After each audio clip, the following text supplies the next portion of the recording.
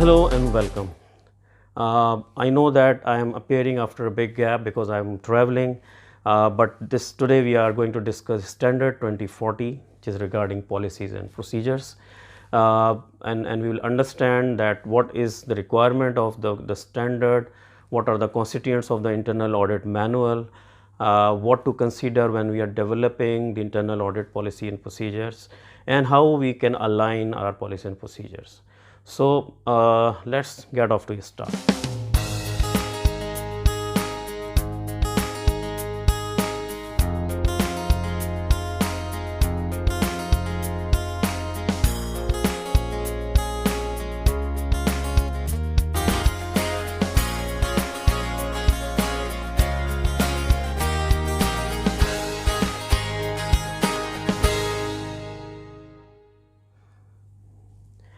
If you are new to my videos, this is Tausif Mushtaq, an audit strategist, control specialist, a board advisor with over 2 decades of experience in governance, assurance, risk and controls, fraud examinations, and forensic reviews.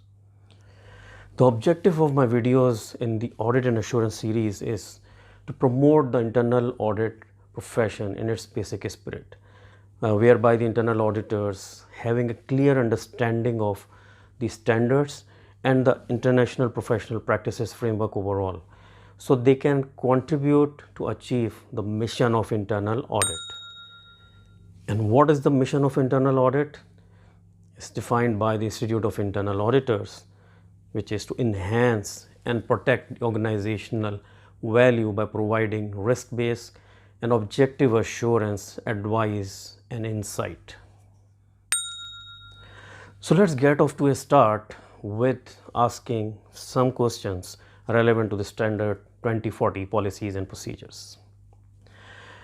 On what the Chief Audit Executive's implementation of Standard 2040 will depend. With what the internal audit policies and procedures are aligned. What to consider to develop the internal audit policies and procedures, and what are the key constituents of the internal audit manual. So while reviewing this Standard 2040, let's try to get answers to these questions and also understand what this standard wants from us as an internal auditor. So the basic requirement of the standard, which is the mandatory requirement, is very simple, which is the Chief Audit Executive must establish policies and procedures to guide the internal audit activity. So here, if you understand the key requirement, the basic purpose of this policy and procedure is to guide the internal audit activity. So it is an internal purpose. There are some external purposes as well, but specific to this standard, we need to understand that this requires for the purpose of internal audit activity. So a standard further explains that the form and content of the policies and procedures are dependent upon the size and structure of the internal audit activity and the complexity of its work. Now, to establish the policies and procedures that guide the internal audit activity, the Chief Audit Executive considers several factors. It is essential to ensure that internal audit policies and procedures are aligned with the mandatory guidance of the International Professional Practices Framework and with the Internal Audit Charter to ensure that stakeholder expectations are addressed.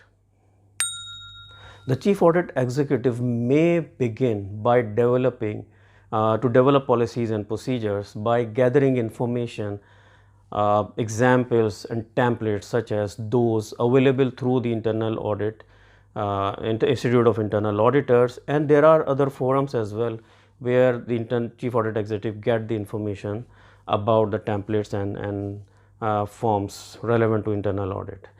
Templates can be customized to fit the requirement of the organization and the needs of the specific internal audit activity. It is important for the Chief Audit Executive to consider the organization's existing strategies, policies and procedures, including whether the organization's leadership expects to review and or approve the internal audit policies and procedures. The Chief Audit Executive's implementation of the Standard 2040 will depend largely on the structure, maturity, and complexity of the organization and the internal audit activity. It is preferable to have a comprehensive policy and procedure manual. Policies and procedures may be published as separate documents or integrated as part of an audit management software program. Let's understand what are the main constituents of the internal audit manual.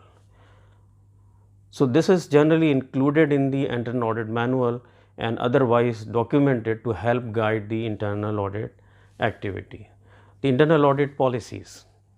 The overall purpose and responsibilities of the internal audit activity must be part of the internal audit policies.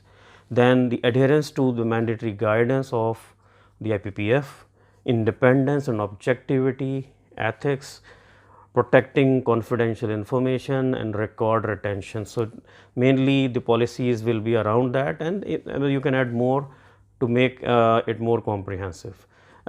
As far as the procedures are concerned, preparing a risk-based audit plan, planning an audit and preparing the engagement work program, performing audit engagements, documenting audit engagements, communicating results, reporting, monitoring and follow processes.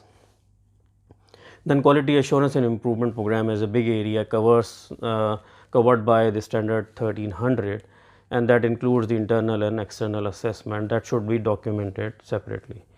Administrative matters, training and certification opportunities, continuing education requirement, performance evaluations. So that there can be several ways these policies and procedures you can see can be managed and maintained by the Chief Audit Executives.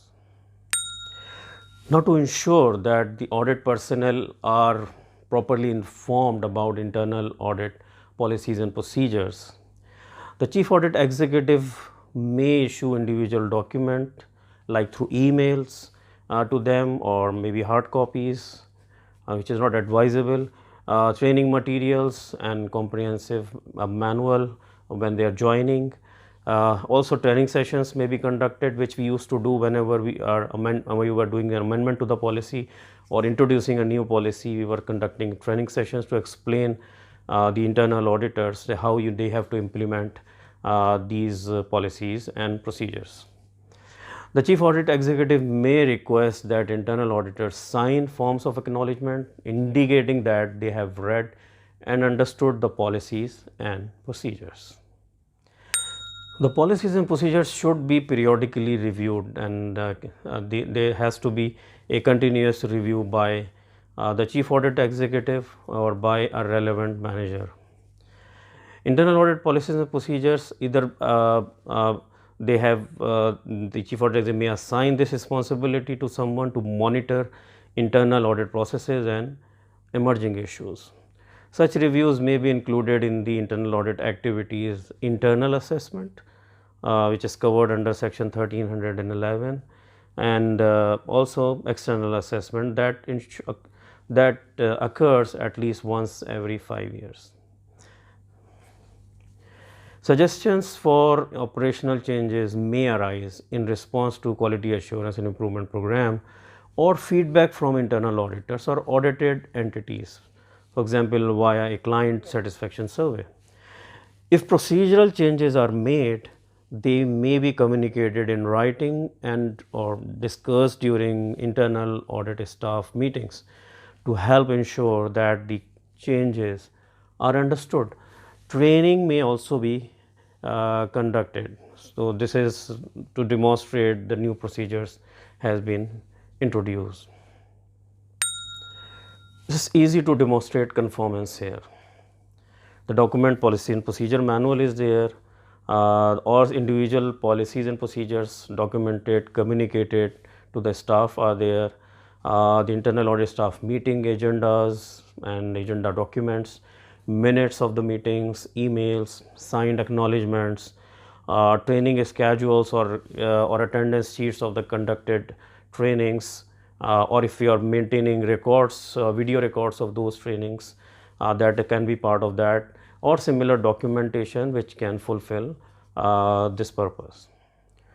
Thank you so much for staying in till the end. Hope you like this video and you have got something from this standard review.